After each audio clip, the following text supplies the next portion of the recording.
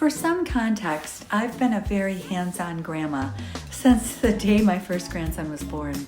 I babysat all 3 of my grandchildren since they were infants. I go to every game, every recital, every special thing I can. I drive 45 minutes to their house and 45 minutes back 2 to 3 times a week just to take them to school. And I have to get up very early in the morning and drive in all kinds of weather, which I hate, to do it. And last week, I drove 6.5 hours and paid for gas and hotel and food to go to my grandson's hockey tournament. And I do these things because I want to be supportive for them and I want to be there for them and I love them so much and I want to be a part of their lives. And now, although I live in a home I love on a lake, I am moving to be closer to them. And that's not for them, that's for me. That's to make my life easier. But sometimes I ask myself, is this normal or am I doing too much?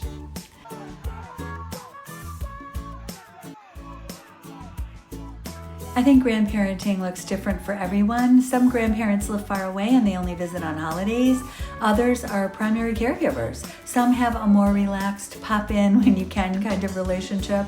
And then there are grandmas like me, always there, always showing up.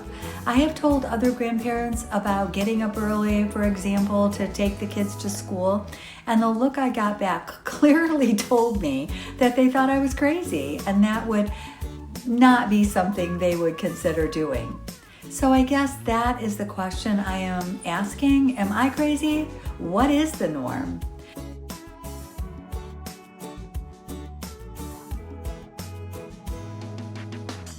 Research actually shows that strong grandparent-grandchild relationships benefit both generations. Kids who are close to their grandparents often have better emotional resilience and they feel more supported and they have a deeper sense of family connection. And for us grandparents, studies have shown that we stay more active and engaged and even live longer when we have these kind of meaningful bonds. So in many ways, this high level of involvement is a win-win. And I know that if I don't put the effort forth, I'm most likely not going to get it back.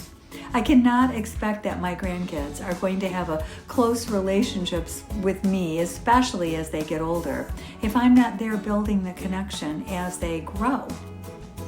Relationships take effort and time.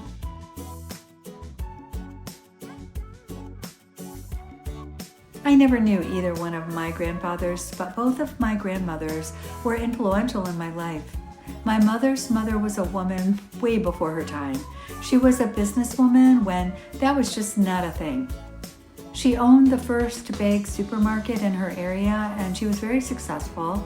I didn't see her often, but her business sense and the way she took care of herself were hugely influential for me.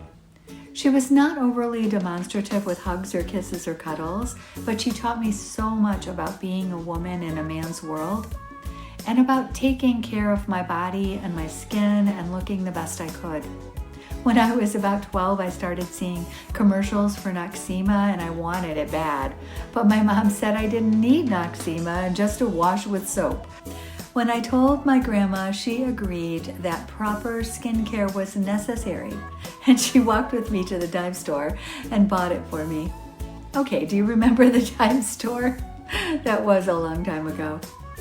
My other grandma was the complete opposite. She lived close to us and I would walk over to her house all the time.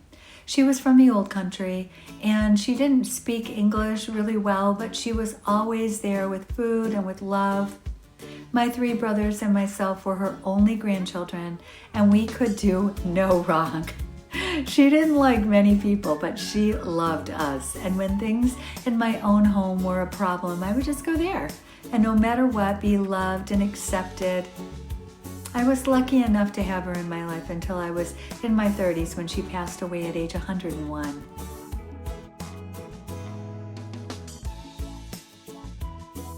So having grandmothers was important to me, and I want the same experience with my own grandkids. I am so blessed to have them and to be a young grandma that has the energy to keep up with them. I think the more important thing is to be there for my grandchildren as much as possible, but do it in a way that is easier for me. And I do think that I need to set some boundaries sometimes. I guess loving and supporting my grandkids doesn't mean losing myself. As with everything in life, like I said earlier, I think the key is balance. I have to tell myself that it is okay to set boundaries, and it's okay to say no sometimes. And it's okay to prioritize me. I would love to hear from you. Are you a grandparent? How involved are you in your grandchildren's lives? Do you ever wonder if you're doing too much or maybe not enough? I would love to hear your thoughts. Let me know in the comments below. See you soon.